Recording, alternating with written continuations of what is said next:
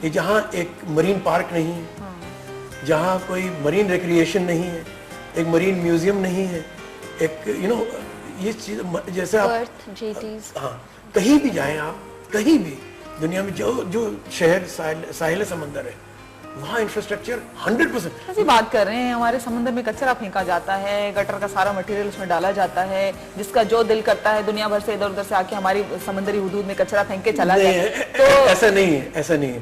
Pollution has played very little role. जो हमारे समुद्री मखलूक खत्म होते जा रहे हैं, इसमें पोल्यूशन का रोल है लेकिन बहुत कम है। इलीगल नेटिंग, ओवर फिशिंग, देखिए ना, illegal netting is the main reason जो हमारी समुद्री मखलूक खत्म होती जा रही है, मछलियां खत्म होती जा रही हैं। इतनी मैसिव स्केल नेटिंग होती है। और अगर आप इजाजत दें तो मैं आपको एक बात बताऊं कि एक जो नोशन है कि मछली खत्म होती जा रही है, फॉरेन ट्रॉलर्स आते हैं, बड़े अफसोस के साथ मुझे कहना पड़ता है कि हमें इतनी कूट के मुनाफिकत बनी हुई है कि हमारे जो करते धरते फिशरीज के लोग हैं, मिनिस्ट्री के लोग हैं, सब टीवी पे आते हैं और कहते हैं फॉरेन ट्रॉलर्स ने मछलियां खत्म कर दी। लोगों को बेवकूफ बना रहे हैं। 2005 से कोई फॉरेन ट्रॉलर आए ही नहीं है। नहीं, हम लोग मछली पकड़ के फॉरेन भेज देते होंगे। नहीं, फॉरेन ट्रॉलर्स आ रहे हैं, इस वजह से मछली खत्म हो गई है। वैसे क्यों खत्म हो रही है? नहीं, इलीगल नेटिंग। अच्छा। अभी फिल वक्त एक फॉरेन ट्रॉलर छोटा सा आया, वो भी लॉन्ग लाइनर है। अच्छा। That's it. वरना ये जितने आते हैं ना, यानी कि जो फिशिंग रिलेटेड लोग हैं, टेलीविजन पे आप सुनती होगी कि फॉरेन ट्रॉलर्स आ रहे हैं और मछली खत्म हो जा रही है। ये गलत है, ये झूठ है। हम कब तक लोगों को झूठ बोलते रहेंगे? माहीगीर लोग भूखे मर जाएंगे। हम तो 30 साल से चीख रहे हैं कि गैर कानूनी जाले नहीं चलने चाहिए, लेकिन गैर कानूनी जाले चला सिंध में 3 किस्म के गैर कानूनी जाले चलते हैं। The Minister of Livestock should hear this. He should put a stop to this. अब बात ये है कि हम लोग बहरहाल let's talk about the good things, लेकिन इसकी वजह से मछली बहुत खत्म हो गई है। मच्छरदानी की तरह जाले हैं छोटे, यानी कि कतरा नेट्स हैं, और ये सारी मछली की पूरी नस्ल कशी हो जाती है, सब उठा लेते हैं।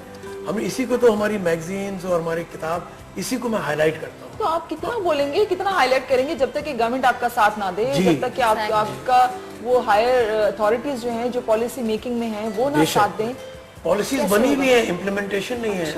गैर कानूनी जाले के ऊपर जो पॉलिसीज बनी हुई है उसको तो इम्प्लीमेंट कर दें। नहीं होती। We look the other way. साहिल समंदर जितने माहीगीर हैं, सब बेचारे बहुत बुरे हाल में हैं। बहुत बुरे हाल में। वाकई में मैं इनका बुरा हाल देख आई हूँ। जी। और हमारे पास बड़ा अच्छा साहिल है, बहुत अच्छा साहिल है। और आप यकीन कीजिए, जहाँ से मैंने 2 साल से जहाँ से हम टूर्नामेंट करा रहे हैं, मुबारक विलेज, इतनी खूबसूरत जगह है। अमरीन भी आपको बताएंगे, इतनी खूबसूरत है। कौन सी टूर्नामेंट होती है और कौन लोग इसमें पार्टिसिपेट कर सकते हैं, कैसे कर सकते हैं? हो सकता है देखने वालों को बहुत शौक हो। पार्टिसिपेशन का तो ये है कि अजीज भाई ही अरेंज करते हैं सारा। तो हम तो मुसलसल सब फैमिली से, स्पेशली लेडीज से और बच्चों को यही है कि मोटिवेट करना चाहिए, आएँ और पार्टिसिपेट करें।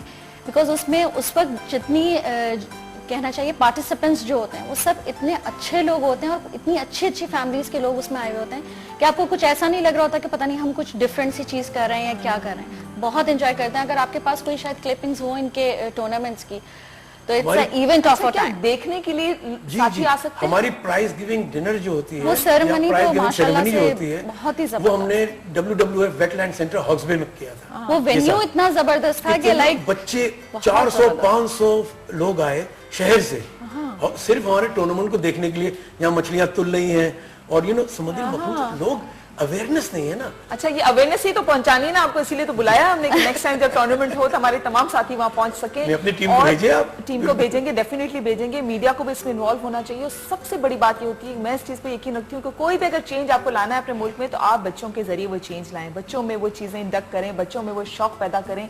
तो जब वो बड़े हों तो एक जबरदस्त सी सोसाइटी आपके सामने। एक छोटी सी ब्रेक का वक्त हो गया, ब्रेक के बाद वापस हम आएंगे। तो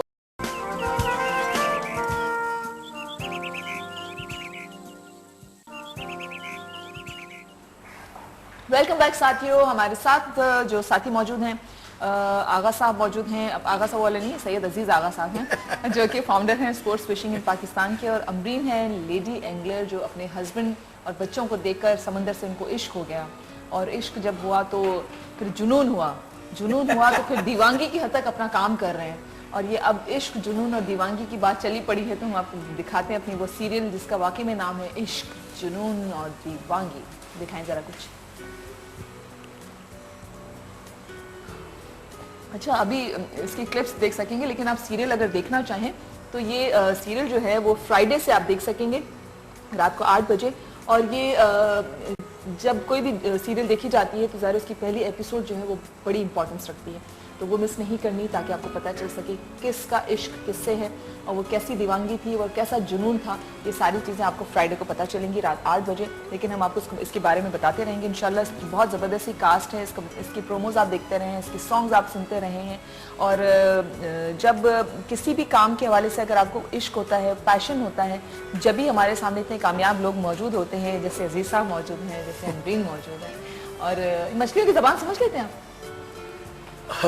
एक बड़ी इंटरेस्टिंग बात है कि मेरा जब बच्चा छोटा था, Shayan, he was about 2 years 3 years old, तो बच्चे आवाज इमिटेट करते हैं ना, तो मछलियों की आवाज निकालता था। मछली हम पकड़ते हैं, हुक करके बोट पे लेके आते हैं ना, तो इस किस्म की आवाजें, क्रोकर मछली है कि बहुत सी मछली आवाजें निकालती है, तो वो सबको कॉपी करता था। तो बोट पे सब लोग बुलाते भाई इधर मछली नहीं लगी तो आवाज। अच्छा, डिफरेंट मछलियों की आवाजें भी डिफरेंट होती है?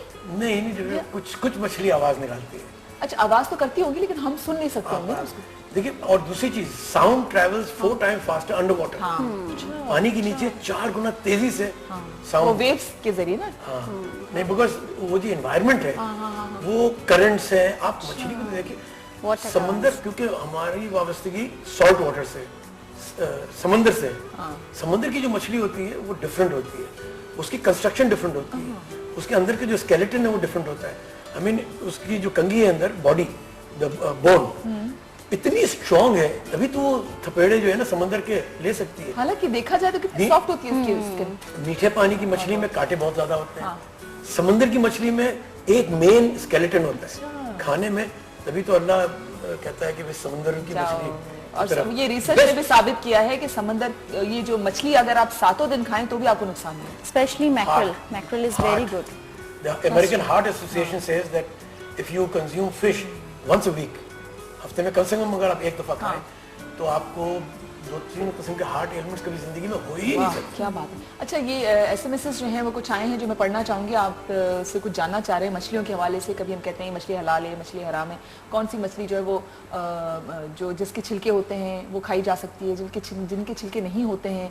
ये जो आप सुरमई की बात कर रहे हैं तो बड़ी अच्छी मछली होती है, मैं भी बहुत खाती हूँ, तो इसके बारे में थोड़ी सी वजाहत कीजिएगा। साथ साथ आपको और एसएमएस अगर मछलियों के हवाले से आप पूछना चाहते हैं, मछलियों की नॉलेज के बारे में, क्योंकि अजीज साहब से बेहतर हमें कोई गेस्ट मिल नहीं सकता जो मछलियों के बारे में सिर्फ आपको बता सके।